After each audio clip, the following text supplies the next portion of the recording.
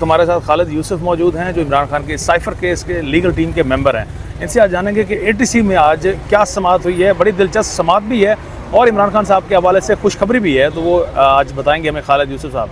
जी खालिद भाई, आज cipher case की यहाँ जुडिशल कॉम्प्लेक्स के अंदर समाअत हुई है। इस्लामाबाद हाई कोर्ट के 2 रुकनी बेंच की जानिब से जेल ट्रायल को कलअदम करार दिए जाने के बाद और जो सारा ट्रायल और प्रोसीडिंग कलअदम करार दी गई, उसके बाद आज ये पहली समाअत थी।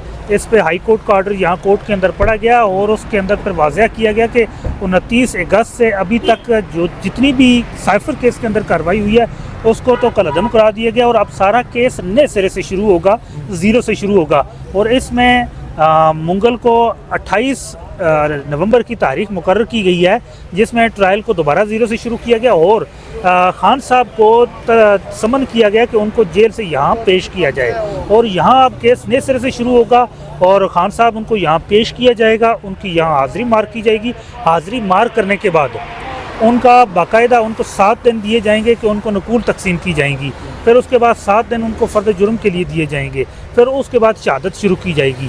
तो जो साइफर केस है वो अब दोबारा से यहाँ ज़ीरो से शुरू किया जा रहा है और अब खान साहब की यहाँ पेशी बहुत ज़रूरी है।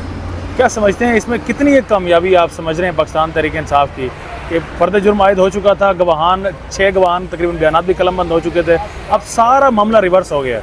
ये पीटीआई की फतह है। देखें, हम ये चाहते थे कि ये जो साइफर केस है इसका सीक्रेट ट्रायल के बजाय ओपन कोर्ट के अंदर ट्रायल हो, इसमें मीडिया को एक्सेस हो, इसमें पब्लिक एट लार्ज को एक्सेस हो, इसमें दूसरे लोगों को आने की इजाज़त हो कि ताकि वो भी आके पाकिस्तानी कौम भी देख सके कि उनके कायद के साथ जो केस साइफर उसके ऊपर डाला गया है उसके अंदर प्रोसीडिंग क्या हो रही है, उसमें सवालात जवाबात क्या हो रहे हैं, कार्रवाई क्या हो रही है। तो मेरे ख्याल से ये एक बड़ी हमारी फतह भी है, कामयाबी भी है कि अब ये ओपन ट्रायल होने जा रहा है ये और मीडिया को एक्सेस होने जा रही है। तो इस हवाले से अब आवाम तक इस सीक्रेट ट्रायल के खुफिया गोशे भी बेनकाब होंगे।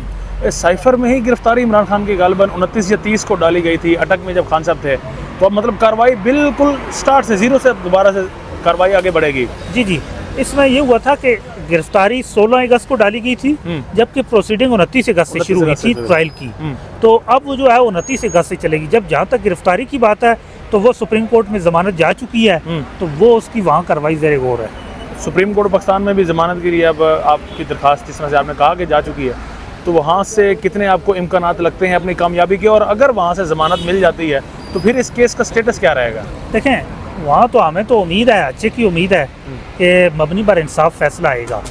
वेल, जब वहाँ उसमें से इस साइफर केस के अंदर ज़मानत हो जाती है तो ट्रायल तो नॉर्मली रूटीन के मुताबिक कोर्ट के अंदर चलता रहेगा। और ट्रायल में अब आगे क्या प्रोसीडिंग्स आपको मुतवक्किल लग रही हैं?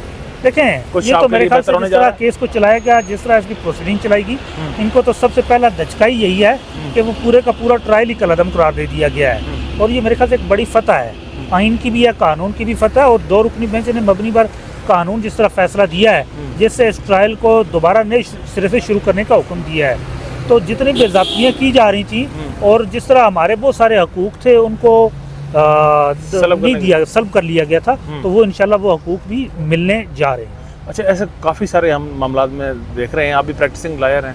चीफ जस्टिस साहब ने एक गिरफ्तारी खान साहब की उसको कानूनी करार दिया, वो बाद में गैर कानूनी ठहरी। अब चीफ साहब ने साइफर केस के वाले समाअत को कानूनी करार दिया, वो भी गैर कानूनी जो है कार्रवाई ठहरी। तो इस मामले में क्या चीफ साहब कुछ गलती उनको लग रही है या कुछ आइन और कानून से मुताबिक फैसले क्यों कर पा रहे हैं? देखें, जहाँ तक जस्टिस आमिर फारूक साहब की बात है, तो इससे पहले तो उनका बड़ा एक अच्छा इमेज था कि वो मबनी पर मेरिट फैसले करते हैं, आइन और कानून फैसले करते हैं, लेकिन खान साहब के केसों में अमूमी तौर पे ऐसा नहीं हुआ। हमें बड़े अफसोस से ये बात कहनी पड़ती है कि जिस तरह हमारा हक बनता था आइन के मुताबिक, कानून के मुताबिक, वो हमें नहीं दिया गया और ये आमिर फारूक साहब की कोर्ट से ही ऐसा हुआ है। आज जज अबुल हसनात जुल्करनैन से कोई मुकालमा भी हुआ आपका, या अली बुखारी साहब भी यहाँ पर आए थे, शाह मोहम्मद कुरैशी के वकील, कोई मुकालमा हुआ आज जज से? हमारी बस कोर्ट प्रोसीडिंग में जो बहस मुबाहिसा आर्गूमेंट्स दलाइल होते हैं उस हद तक कि वही हमारे उनके साथ मुकालमा चलता रहा है। तो चूँकि हमारी 3 दहशतगर्दी की मुकदमात की ज़मानतें भी यहाँ पेंडिंग थी, उस हवाले से बड़ा हमारा काफ़ी देर उनके साथ मुकालमा चलता रहा है। हमने कहा ये 3 दहशतगर्दी के मुकदमात हैं, उनकी ज़मानतों के ऊपर फैसले दिए जाए। तो प्रोसिक्यूशन की तरफ वहाँ भी आज डिले टैक्टिक्स इस्तेमाल की जा रही थी, जिसमें मैंने कहा है कि अदालत ने से पहले जितने भी अहकाम दिए हैं हमने उनके ऊपर अमल दरामद किया है। आज प्रोसिक्यूशन से अमल दरामद करवाएं और हमारी बेलें जमानतें जो है उनको डिसाइड करवाया जाए। चलें, अब 28 को यानी खान साहब इसी ATC में पेश होंगे। जी अभी ऑर्डर तो आज यही किया गया है। अब देखना है कि जो इनकी बदनीति जो सरकारी अदारे हैं उनकी पहले से ही वाज़ेह है, लेकिन कानूनी तौर पे अब उनको 28 नवंबर को यहाँ पेश किया जाना चाहिए। पेश करें। चलें, थैंक यू सर।